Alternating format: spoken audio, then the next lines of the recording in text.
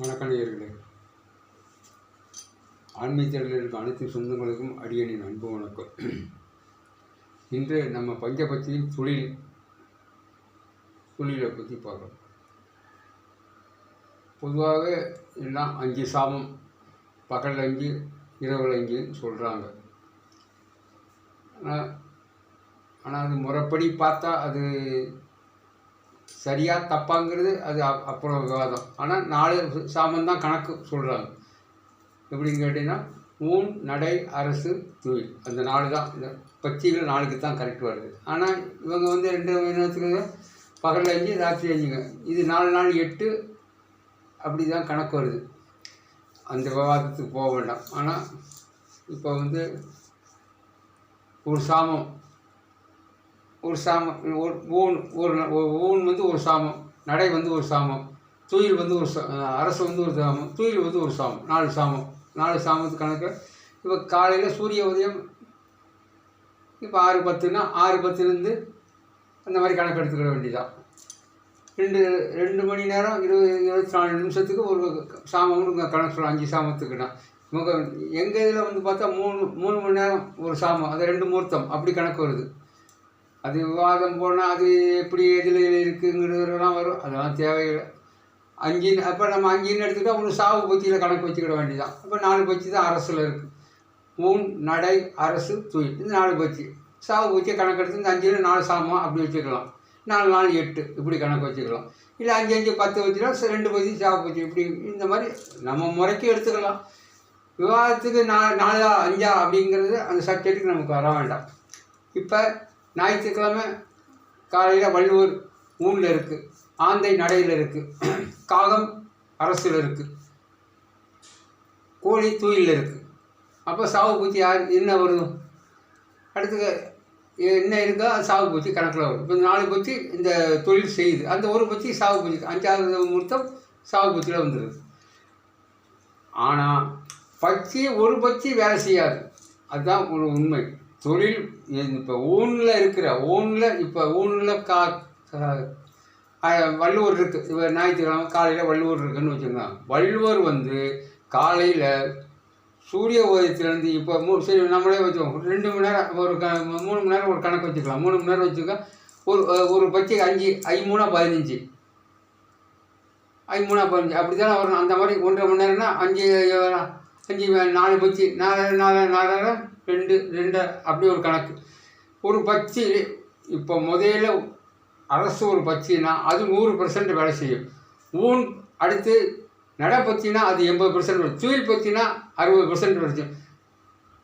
அந்த மாதிரி ஒவ்வொரு பட்சிக்கும் ப்ரெசன்டேஷன் கிடைக்கு தான். முதல் வர்ற பட்சி அந்த 100% வேலை செய்யும். அரசில் இருக்க பட்சி 100% வேலை செய்யும். ஆனால் ஒரு பட்சி மட்டும் ஒரு சாமத்தில் இருக்காது. 5 பட்சியுமே சாமத்தில் வேலை செய்யும். அதுதான் உண்மை. இவங்க சொல்கிற மாதிரி ஒரு பட்சி நீங்கள் காக அரசில் இருக்கு, காக நீ ஃபுல்லாக அரசில் தான் இருக்குமான்னா அதுவும் கிடையாது. அப்படிலாம் கிடையாது. காகம் அரசில் இருந்தாலும் காகம் ஃபஸ்ட்டு இருக்கிற அந்த அரை மணி நேரமோ 1 மணி நேரத்துக்கோ 10 நிமிஷத்துக்கோ அந்த காகம் 100% வேலை செய்யும். 100% வேலை. அடுத்து வர்றது காகத்துக்கு அடுத்து என்ன வருது? கோழி வருதுன்னா கோழி 80% வேலை செய்யும். கோழிக்கு அடுத்து மயில் வருதுன்னா அது 60% வேலை செய்யும். அதுக்கடுத்து வள்ளுவர் வருதுன்னா அது 40% வேலை செய்யும். அதுதான் அப்படி தான் கணக்கு. 5 பட்சி கரெக்டாக வந்துடும். 5 பட்சி வேலை செஞ்சால் தான் அந்த இதாகும். உடனே இன்றைக்கி அரசு பட்சின்னா அரசு தான் இன்றைக்கி பொழுதுக்கு அரசு தான் வேலை செய்யுமான செய்யவே செய்யாசாமி. அப்படி செஞ்சால் அது நடைமுறைக்கு வர அப்படி கிடையாது. அதுதான் நம்ம உண்மை. ஆனால் எல்லோரும் சொல்கிறாங்க இப்படி இருக்குது அப்படி இருக்குன்னு. அதெல்லாம் கிடையாது. அவங்கவுங்க நான் சொல்கிறத உணர்ந்து உள்ளே வந்தால் ஒரு முதல்ல எல்லாம் சொல்லலாம். பஞ்சாட்சரமும் அதில் எல்லாமே செஞ்சால் தான். இப்போ ஒரு திசையிலேருந்து ஒரு பஞ்சாட்சரம் சொல்ல தான். அதே மாதிரி ஒரு நீங்கள் ஊன் நடை இப்போ ஞாயிற்றுக்கிழமை வள்ளுவர் இது இருக்குது. அதே ஞாயிறும் செவ்வாயும் காலையில் வள்ளுவர்னா ஞாயிறு செவ்வாய் 2 அது 2 ஒரே கணக்கு. நான் தான் சொல்லுவேன். கிரகத்துலேயும் 2, பட்சியிலையும் 2, அதே தொழில் பட்சி தொழிலையும் 2 தான். செவ்வாயும் ஞாயிறும் வள்ளுவர் காலையில் ஊனில் இருக்கும். திங்களும் புதனும் ஆந்தை 3ல் இருக்கும். வியாழக்கிழமை குரு, வெள்ளிக்கிழமை கோழி, சனிக்கிழமை காகம். அந்த மாதிரி ஒவ்வொரு சப்ஜெக்ட்டுக்குள்ளே இது வந்துடும். இதுதான் உண்மை. ஆனால் வெள்ளிக்கிழமை காலையில் வள்ளுவர் ஊனில் இருக்கும்போது வள்ளுவர் ஊனில் இருக்கான்னா காலையில் இப்போ காகம் ஊன் இருக்குதுன்னு வச்சுக்கோங்க, காலையில் 6 மணிக்கு கிழக்க இருக்குது. அந்த மாதிரி திசை கணக்கு அப்படி வரும். இப்போ வள்ளுவர் ஊனில் இருக்குன்னா வள்ளுவர் கிழக்க இருக்குது. அந்த மாதிரி திசையை மாற்றி வள்ளுவர் என்ன வள்ளுவருக்கு என்ன திசை வடக்கில் இருக்குது, வள்ளுவர் வடக்கு. அந்த மாதிரி தான் கணக்கு. இது மறந்துடக்கூடாது. இப்போ காகம் ஞாயிற்றுக்கிழமை காலையில் ஊனில் இருந்தால் காகம் காலையில் கிழக்கு. அதே மாதிரி வள்ளுவர் இருந்தால் வள்ளுவர் இந்த திசையோ அந்த திசையில் அது இருக்குது. அதுலேருந்து திசையை மாற்றி வர வேண்டியது. அப்படி தான் கணக்கு வரணும். இதுதான் உள்ள சூசகமானது. நல்லா சொல்கிறது புரிஞ்சுக்கோங்க. இப்போ காகம் காலையில் முதல் சாமத்தில் ஊனில் இருந்தால் காகம் காலையில் கிழக்கு பக்கம் இருக்குது, சூரியன் கிழக்க இருக்கிறாரு அப்படின்னு தான் கணக்கு வரணும். அதுலேருந்து திசையை மாற்றி வந்தால் அது இதாகும்.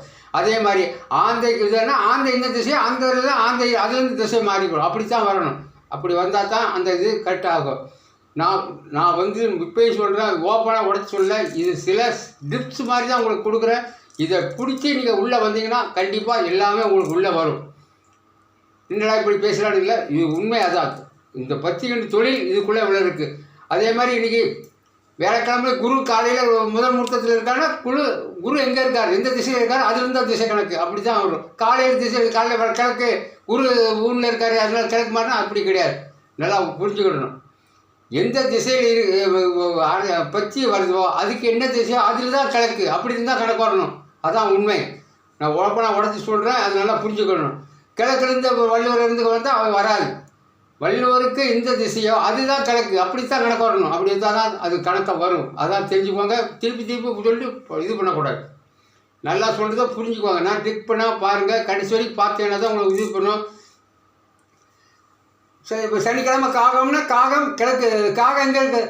இப்போ கோழி மேற்குன்னு இருந்தால் மேற்குன்னு தான் கிழக்கு. நம்ம கணக்கு வரும்போது அப்படி தான் வரணும். அன்றைக்கி கிழக்கு அந்த திசை அப்படி மாறி வரும்போது அது கணக்கு வரும். இது சூசகமாக உள்ளே இருக்குது. புரிஞ்சு வாங்க, எல்லாம் உண்மையே தெரியும். இது மற்றவங்க சொல்கிறது தான் இதெல்லாம் சுற்றி விடப்பட்டது தான். அதனால் உண்மையை சொல்கிறேன். அதனால் சொல்கிறது டிக் பண்ணாமல் கடைசி வரைக்கும் பாருங்கள். இந்த சேனல் உங்களுக்கு பிடிச்சிருந்தா சப்ஸ்கிரைப் பண்ணுங்கள், லைக் போடுங்க, எல்லாம் மாணவர்கள் ஷேர் பண்ணி விடுங்க. இந்த மாதிரி எனக்கு ஆதரவு கொடுங்க. நான் இன்னும் உண்மையை உடச்சி உங்களுக்கு நிறைய சொல்ல வேண்டியதாக இருக்குது. ஆனால் இந்த இறைவன் எனக்கு ஒரு நல்ல அருளை கொடுக்கும்போது உங்களுக்கு எல்லாம் உங்களுக்கு வந்து சேரும். மீண்டும் ஒரு காணொலியை உங்களுக்கு சந்திக்கிறேன்.